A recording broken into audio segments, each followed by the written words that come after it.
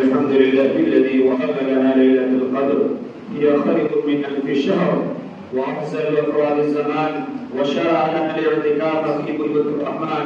وأشهد أن لا إله إلا الله وحده لا شريك له، وأشهد أن سيدنا ومولانا محمدا عبده ورسوله سيد أهل البوادي والعمران، صلى الله عليه وعلى آله وأصحابه سادات أهل الإيمان والإرفان. أما بعد، فقد حان العشر الأخير من رمضان، هو زمان الاعتكاف وزمان تحري ليلة القدر لنيل الأجر والرضوان. وقد نطق بهما الفضل الحديث والقرآن، فقد قال الله تعالى: ولا تباشروهن وأنتم عاكفون في المساجد. وقال الله تعالى: ليلة القدر خير من ألف شهر. وقال رسول الله صلى الله عليه وسلم: من قام ليلة القدر إيمانا واحتسابا غفر له ما تقدم من ذنبه. وقال عليه الصلاة والسلام: فيه ليلة خير من ألف شهر، من حرم خيرها فقد حرم. وقال عليه الصلاة والسلام: إنها كانت ليلة القدر نزل جبرائيل في كوكبة من الملائكة يصلون على كل عبد قائم قائل يذكر الله عز وجل. وقال عليه الصلاة والسلام: في المعتكف هو يعتكف الذنوب ويجري له من الحسنات كعامل الحسنات كلها. وقال عليه الصلاة والسلام: تحرروا ليلة القدر في العشر الأواخر من رمضان. أعوذ بالله من الشيطان الرجيم. والفجر وليال عشر والشفع والوتر والليل إذا يسر. بارك الله لنا ولكم في القرآن العظيم، ونفعنا وإياكم بالآيات والذكر الحكيم.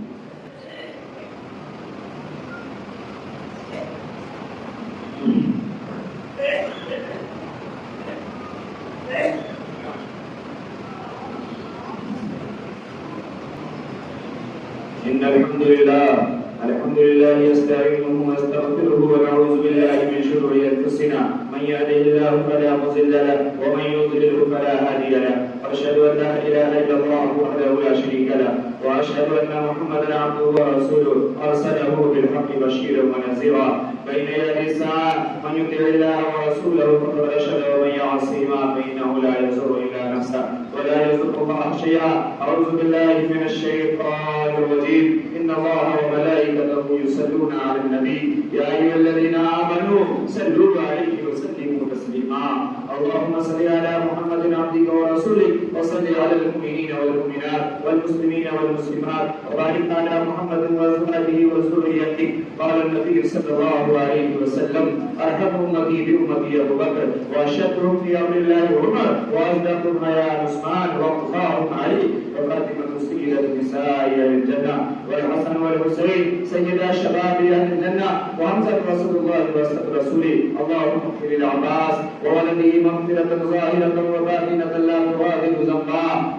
الله في أصحابي لا تتخذوهم غرضا من بعدي، فمن أحبهم فبحبي أحبهم، ومن أبغضهم فببغضي أبغضهم. وخير أمتي قرني، ثم الذين يلونهم ثم الذين يلونهم. وسلطان ذل الله في الأرض من أعان سلطان الله في الأرض أعانه الله. إن الله يأمر بالعدل والإحسان وإيتاء ذي القربى